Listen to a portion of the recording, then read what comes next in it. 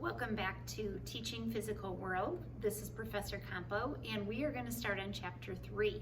This is a really exciting chapter to me because I'm an engineer through and through, and I love teaching about forces and motion, and am regularly teaching classes to engineering students where we get to explore these concepts. So it's fun to kind of explore them in a little bit different way through this class. So let's get started. So forces in motion. Think about cause and effect.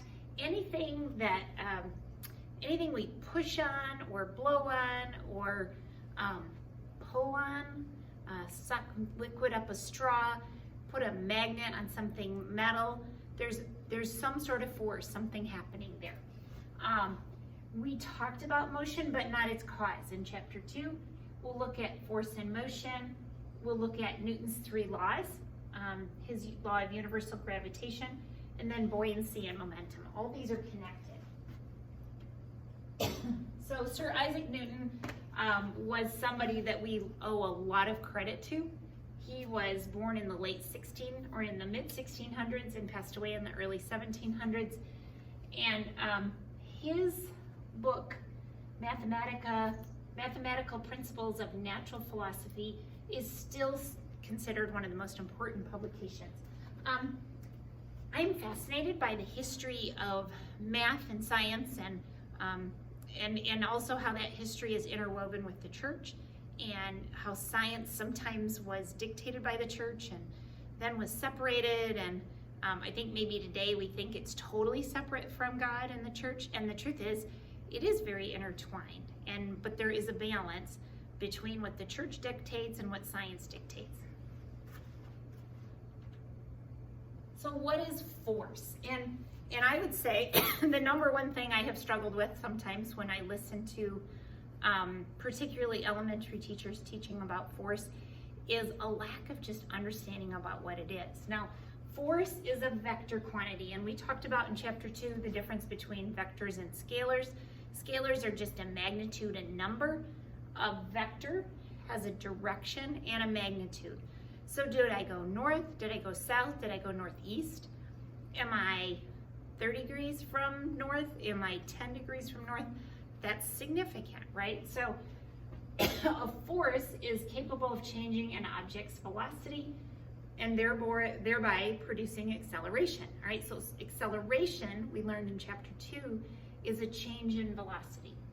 What is velocity? Velocity is a change in position. So think about those things. Position, velocity, acceleration. Maybe you like to do them the other way around. Position, velocity, acceleration. All right. So a given force may not actually produce a change in motion because other forces may serve to balance or cancel the effect. So maybe there's a force that acts on my hand, but perhaps there's another force that acts equal and opposite, or has more force, and it's going to push it back the other way. So they can produce a force, it just depends on what the balance is. Probably all seen kids playing tug of war, maybe big people playing tug of war. And in order for this point in the rope to stay put, we would need equal and opposite forces. But as soon as one team has a little more oomph, or maybe some dad comes back and helps pull on the other end, now the net force is wherever the maximum or the bigger force is. So if it gets stuck, think about a tug of war and how that works. So what is Newton's first law of motion? So Aristotle considered everything to be at rest. Galileo said that objects could naturally remain in motion indefinitely. So if there's no other forces, that is true. Now, that almost seems hypothetical.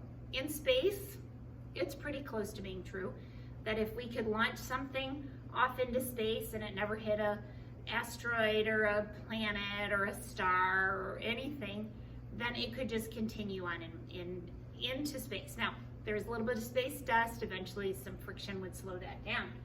Newton's first law of motion puts it in a little more succinctly.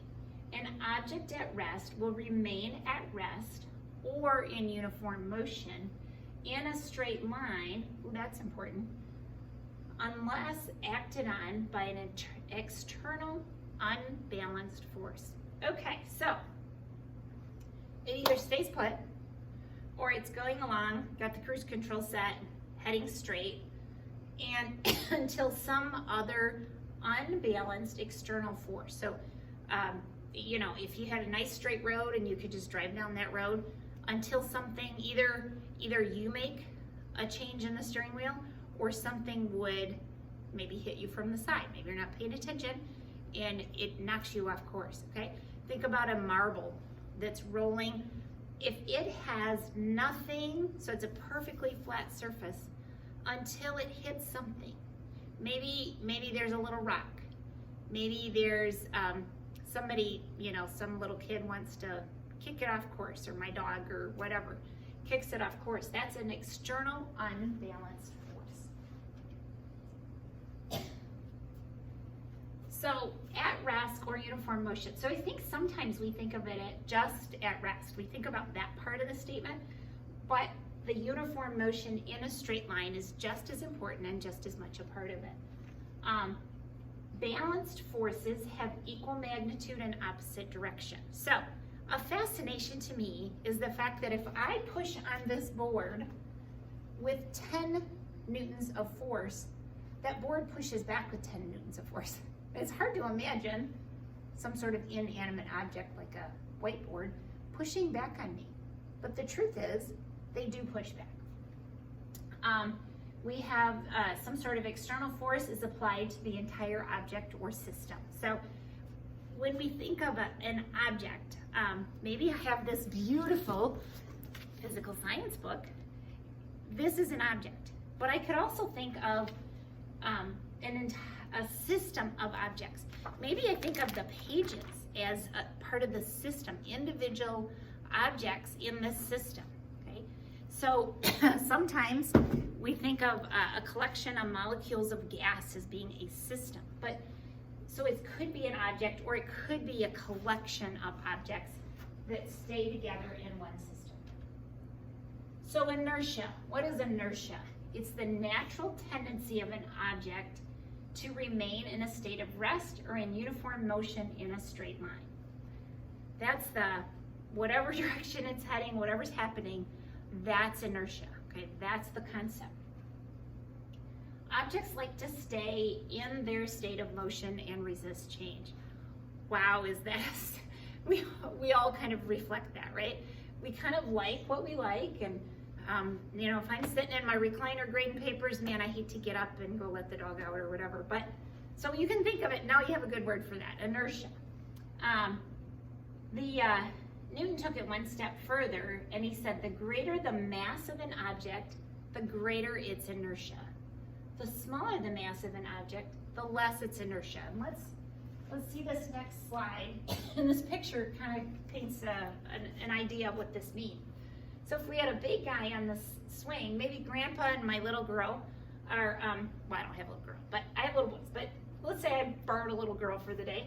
So Grandpa and my niece, and I'm pushing them on swings. Whew, it's tougher to get Grandpa started, right? I can get this little girl started really easy. I could also stop her really easy, and it would be harder to stop Grandpa, right? So once I get him going, he's moving pretty good. This little girl, I'd probably have to keep pushing her more often. However, it's easier. So that's inertia. Same thing, the trick where you pull the tablecloth out or pull the paper out from under the quarters, that all has to do with inertia. So Newton's first law of motion is sometimes called that law of inertia. Seatbelts, okay, so one of the things I did when I was an engineer with General Motors is help interpret data on crashes and be involved with like the structure of the vehicle and how we were going to keep people safer. So seatbelts perhaps have a different meaning to me. I do a project with my engineering students, have done it with a lot of elementary and high school students, where we do crash test cars, and we use a raw egg in that crash test car. The concept is this right here, the law of inertia, because when an object is moving, it wants to keep moving. So your body in a car wants to keep moving. If the car hits something, a bridge, another vehicle, a guardrail, whatever it is, guess what? Your body still wants to keep going. That's the importance of seatbelts, all right? So that's why it's critical that your seatbelt fit properly, that it's functional, it hasn't been damaged. There's lots of information out there. It's also important that little people are in car seats, in proper car seats, because of inertia, because your body wants to keep moving. So Newton's second law. So acceleration is proportional. So this little symbol right here means proportional to the force over the mass. Now, you may have heard it, and probably I more succinctly think of it this way: force equals mass times acceleration. Well, if I took this force equals mass times acceleration and I rearranged it so acceleration was alone, then I have force over mass, okay? And we think about this proportional symbol so that we can come up with what happens if I change this or change that, all right? I happen to love proportions. I think if you can turn things into ratios, factor them, and break them down, then you can probably solve any math problem. So acceleration, if the force increases, the acceleration will increase. If the mass increases, the acceleration goes down. Because if my denominator gets bigger, then this number is going to get smaller, right? So that's the concept of inversely proportional and proportional. So let's say I have somebody pulling a cart. If I add a second person, so I double the force. If I double the force, then I double the acceleration. If I double the mass, but have that one poor guy trying to pull it, now I've taken that acceleration and I've cut it in half. And let me just pause for a minute and talk about units, because I think this is one of the areas that we do a disservice to the public, by the way. So let's say we have metric, and we have English. These are units. Let's do mass and force.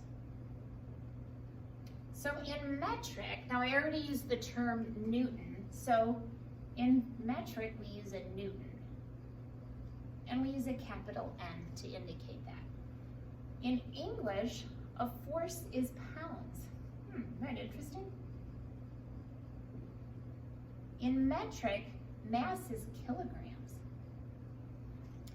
So in society, we say, how much do you weigh in kilograms? How much do you weigh in pounds? Well, really, metric, kilograms, is a mass. It's not how much do you weigh, because weigh is analogous to force.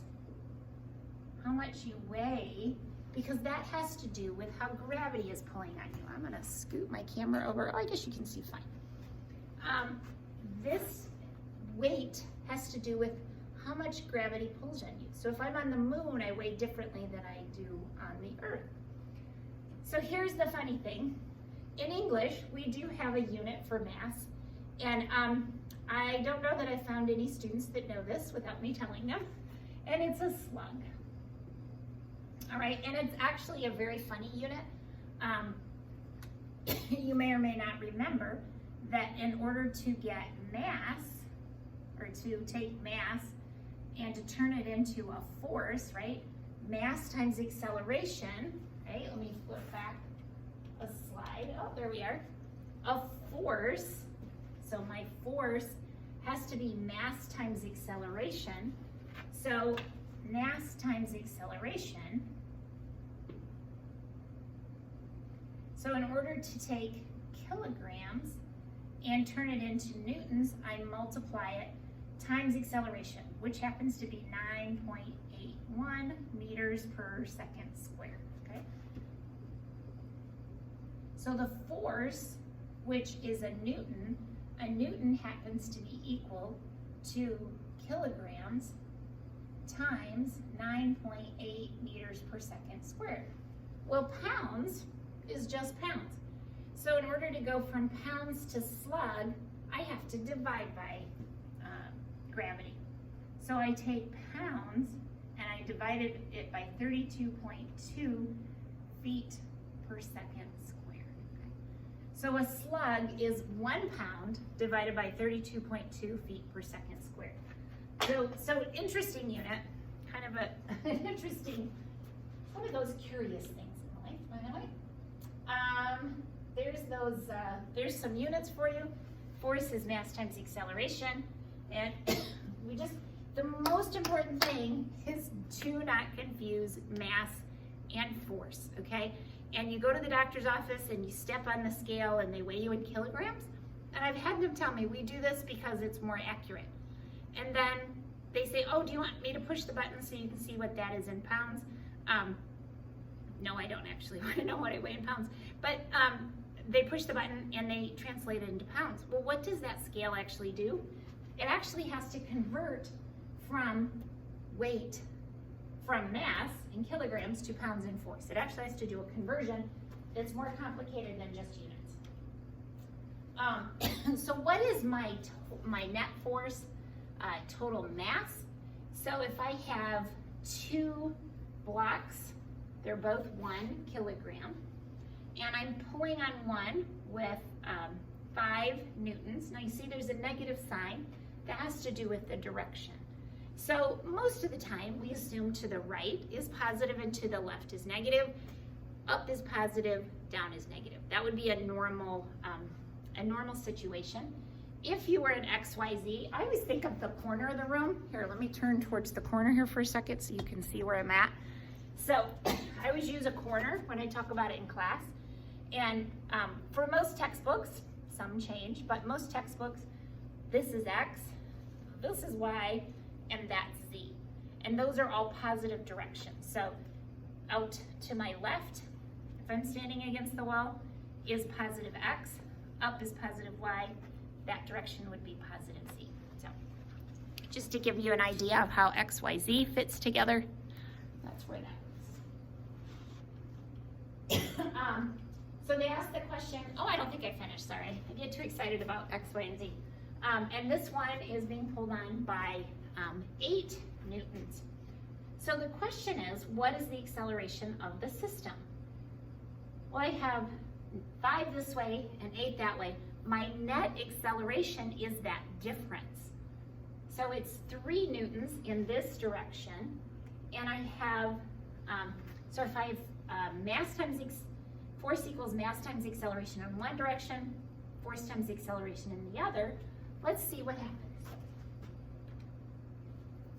So when I do the math, all right, so I have all my units. That's always the most critical, is to write down what each item is. In many cases, a little chart, just like this little chart I made with mass and force, is really helpful to keep track of what you have. So my acceleration is the net force over the mass of the entire system. So we already said this difference was 3, and it's a positive 3, so we know it's going to head in that direction. I have 2 kilograms, so I have 1.5 meters per second squared. Again, I assumed positive was to the right. Mass, weight, we've already talked about a lot of that. Weight is mass times acceleration. It depends on what planet I'm on. The moon has less gravity, so I would weigh less on the moon. Good deal. Again, weight is mass times gravity. Weight is force, by the way. And so weight is a force due to the pull of gravity. We've already talked about that. The moon is about 1/6 of the Earth, which is interesting. And by the way, a planet like Jupiter that is much bigger than the Earth, you would weigh a lot more. It would be pretty much impossible for you to even walk on Jupiter because you're not used to the weight of your body.